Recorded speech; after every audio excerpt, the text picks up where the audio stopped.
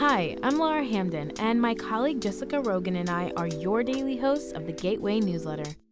We meet with the editors in the STLPR newsroom every weekday to bring you the top local stories of the day in a quick and easy 6-minute read by 6 a.m.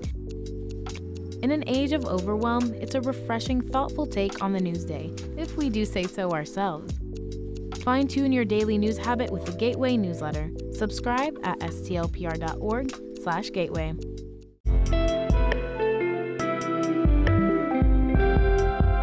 From the St. Louis Public Radio Newsroom, this is The Gateway. It's Monday, June 8th. I'm Abby Larico. U.S. rivers used to be so polluted that lots of fish couldn't even live in them. Then, in the 1970s, federal laws took the problem to task. There's all these species that have come back. But even as fish and wildlife rebound in many rivers, other problems loom. That story's coming up after this news on The Gateway. St. Louis Public School officials have temporarily closed the district's downtown headquarters after testing found Legionella bacteria in the cooling and water systems. SLPS Communications Director Charles Poole says officials learned of the bacteria Thursday evening. We immediately jumped on it and started figuring out what our movement would be at that point. Poole says more tests will determine how long the building will be closed. Legionella can proliferate in air conditioning systems. It can cause pneumonia and is particularly dangerous for older individuals or those with chronic health issues. The mayor of Festus and 3 city council members want to stop a question from being placed on the November ballot asking voters whether to recall them from office.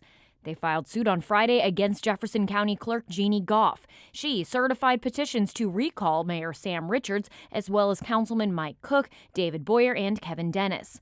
All 4 officials had voted in favor of putting a hyperscale data center in the area. Residents who disagreed with that decision circulated the petitions.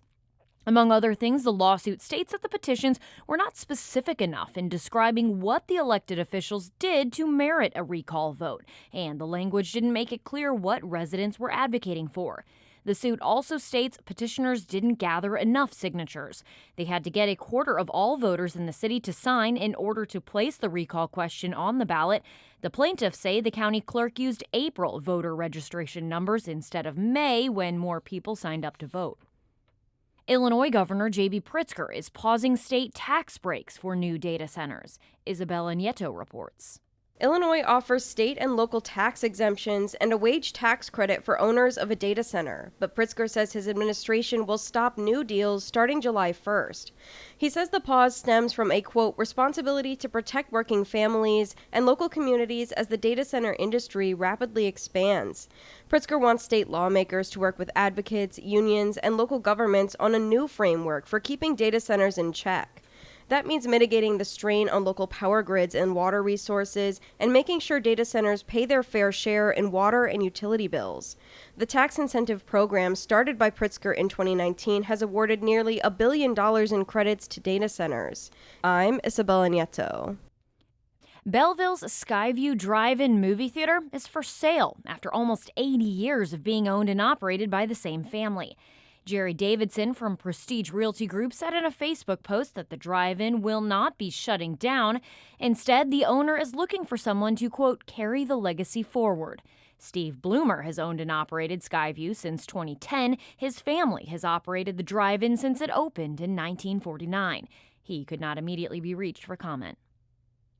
East St. Louis hopes to break ground this month on a solar farm to help residents save money on their electric bills. As St. Louis Public Radio's Rebecca Thiel reports, the project will be built on an otherwise unusable hazardous waste site. East St. Louis proposed the project about 20 years ago during Robert Bett's first term as city manager. It took that long to clean up the site on the polluted land once owned by aluminum company Alcoa. What can we do to pass some savings on to the citizens, which are low income and struggling to make these monthly utility payments? So that's what really drove me to make sure that we start this project back up. Bett says the community solar farm will supply free energy to about 2,000 low-income residents for a $50 yearly subscription fee. Another 1,000 residents can expect to save up to half off their bills. Any leftover energy would go to power city buildings and possibly new businesses. I'm Rebecca Thiel, St. Louis Public Radio. Illinois will soon be without an NFL team. After more than 5 years of debates, proposals, and statements, the Chicago Bears say they are officially proceeding with plans to cross state lines and build a stadium in Indiana.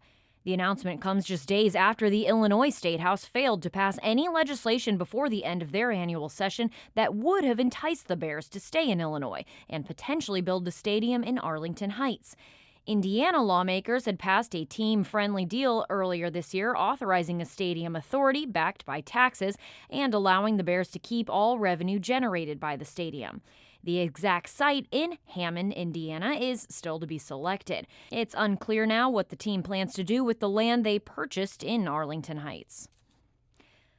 Saturday's Bosnia and Herzegovina soccer game against Panama wasn't a regular match. For many, it was a cultural celebration. As St. Louis Public Radio's Chad Davis reports, the match ended in a 1-1 tie days before the start of the FIFA World Cup. The St. Louis area has the largest Bosnian population outside of Bosnia, and many like Harissa Chow spent the afternoon celebrating. This is the best day of my life, and everyone else here, I can speak for everybody. Many Bosnian fans donned blue, yellow, and white representing the flag, and Panama was also represented. A large group walked into the stadium playing drums and sharing celebratory chants. Julia Belis is half Panamanian. So it's my first time watching our national team play, and it's also in a city like St. Louis that's so historic with like the Bosnian population as well. I think it'll be a great match. Bosnia and Herzegovina plays Canada Friday. Panama plays against Ghana June 17th. I'm Chad Davis, St. Louis Public Radio. And one more sports story, this one putting the aw in caca. The Battlehawks just couldn't beat their playoffs bad luck streak, ending the season with a 29-20 loss to the Louisville Kings in the semifinals at the Dome on Sunday.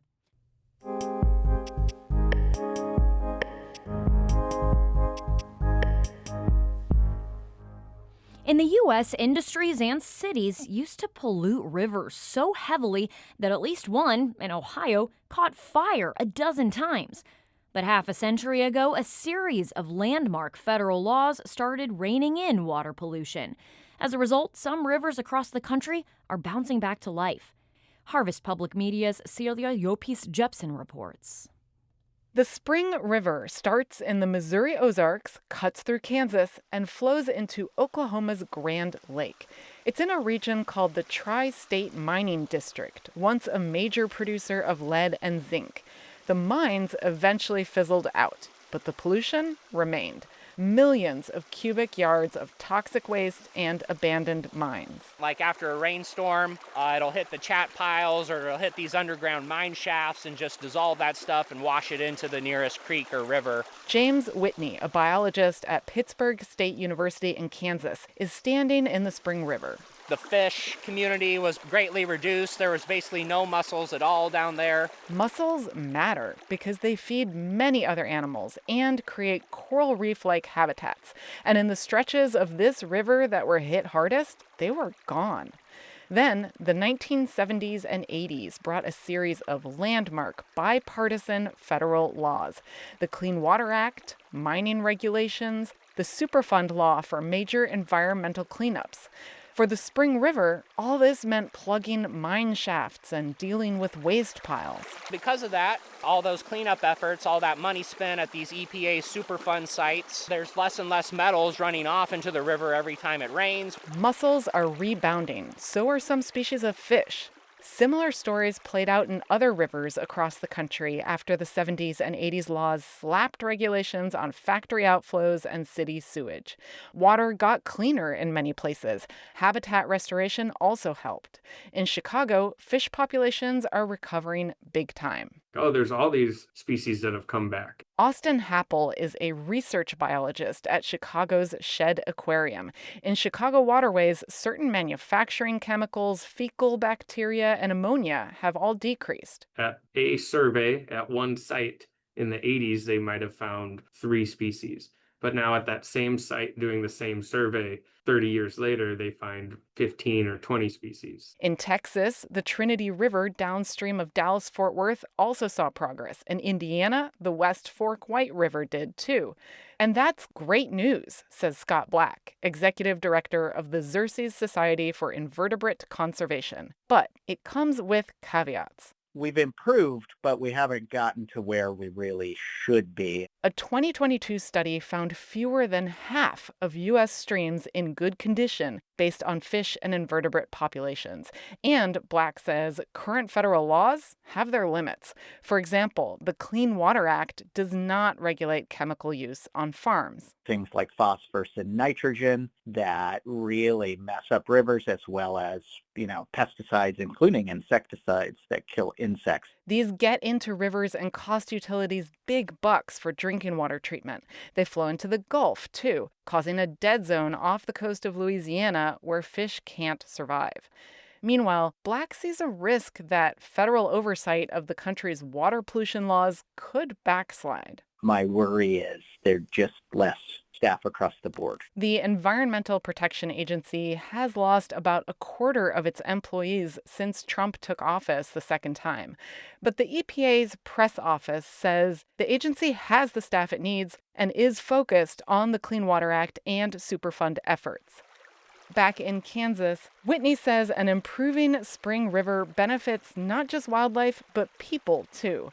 Toxic metals are bad for our health and our fun. Swimming, fishing in a nice, clean river is a lot more fun than doing it in a river filled with metals. Like if you wanted to go fishing and eat your fish, you can't do it if it's filled with metals. Plus, with pollution like that, there wouldn't be many fish to catch. I'm Celia Yopis-Jepson, Harvest Public Media. Harvest Public Media is a collaboration of public media newsrooms in the Midwest and Great Plains, including STLPR.